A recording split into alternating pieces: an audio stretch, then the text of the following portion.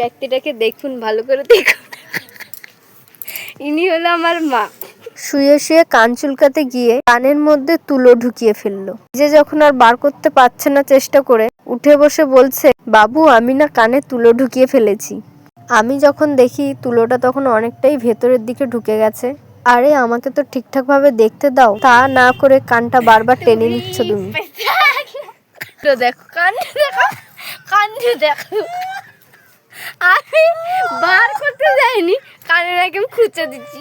ও ভাইয়া এই দেখো চলে এসছে অনেকটা। দাঁড়াও, ছটকাবে না, দাঁড়াও। হয়েছে হয়েছে হয়েছে, কতটা হয়েছে না? হ্যাঁ হয়েছে না? ওই দেখো আমাকে বার করতে দিচ্ছে না। কেমন করে বাঙ্কু ভাইয়া দেখি বেরিয়ে সাঁতরা। মায়ের কানে তুলোটা বার করতে গিয়ে হালকার ওপর দিয়ে একটু কাঠিটা খুঁচে যায়। তারপরে আমার যা অবস্থা হয় দেখো তোমরা সবাই।